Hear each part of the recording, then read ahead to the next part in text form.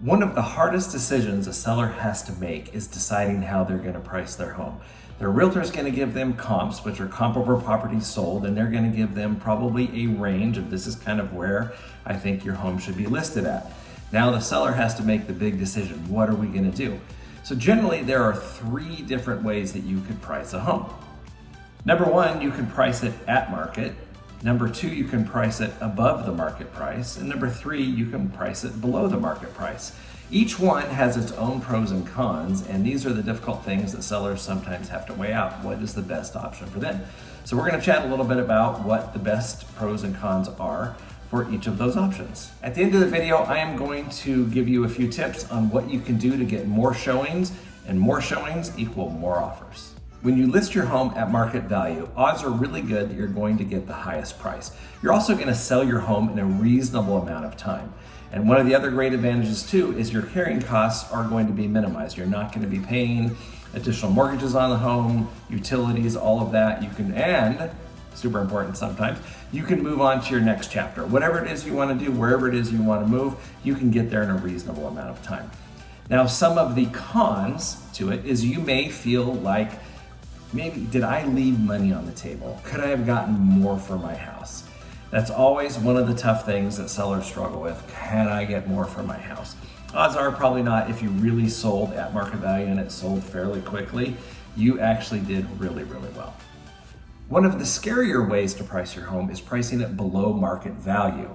But there are some distinct advantages to pricing it below market value. There's a decent chance that you could create a little bit of a buzz. It's like, wow, it's priced so incredibly well, or that's a really good deal. We need to get in and see it. That can create multiple offers. Multiple offers typically drive the price up.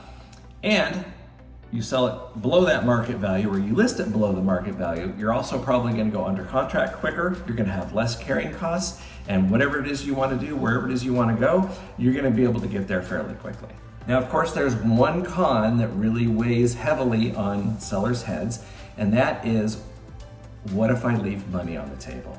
If I sell it too low, and what if you don't get the multiple offers? And what if you only get one offer? What if you don't get any offers and you're priced really low? That is a con, and there's always a chance that can happen. So you just got to weigh out the pros and the cons to that option, whatever works best for you. Now, number three, pricing your home above market value. What are the advantages to that? Well, theoretically, maybe one advantage would be then you know you're not leaving any money on the table. People would feel good about that. But really, in reality, there's more cons than pros to that. In reality, if you overprice your home and it's not selling, you're probably leaving money on the table. When you price a home above market value, it's going to stay on the market longer. It's going to get a little bit stigmatized. People are going to be going, gosh, there must be something wrong with it if it's been on the market this long. So they will look at all the new shiny houses that are coming on the market, and they will skip the house that's been on the market for a long time. You're also going to have a delay into getting wherever you want to go. Wherever you want to go, the next chapter in life, where you want to be, it's going to take you longer to get there. There's also frustration. You're going to be frustrated because it's like, gosh darn it, why isn't this house selling? And of course, there's a really good chance that home could sell for below market value. Nobody wants to sell their home for below market value. Everybody wants to get the most money possible. So you have those three options, at market value, below market value, or above market value. Big decisions to make. And in the next one, we're going to be chatting a little bit about what you can do to get more showings and more offers. All right, bonus tip number 4. What can be done to get more offers and more showings on a listing? First and foremost, buyers need to keep in mind that their listing is a product to be sold.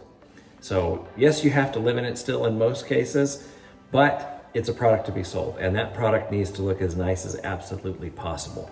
If you think about it, if you go into a store and the store is dimly lit and they have broken windows and fingerprints on the windows and trash on the floors and all this kind of stuff, and the clothes aren't folded right, whatever it happens to be, you're going to be really less likely to shop there or be interested in going back. So it's just going to leave not a great impression. You go in a store where everything is like brightly lit and everything's folded perfectly and the store looks amazing and the staff is helpful and all that, that's creating a great experience. So that's what you want to do with your home. So one, home has to be really, really clean. Clean the windows, clean everything detailed in and out, baseboards, carpets, all of that. Stage the home, move things around, pre-pack a little bit. That's what I call it, right? So you're decluttering, you're gonna pre-pack. So get stuff that you're not going to use in the next couple of months, get all that packed up, put it in storage. Other thing, like a key word to keep in mind too is neutral. Neutral everything.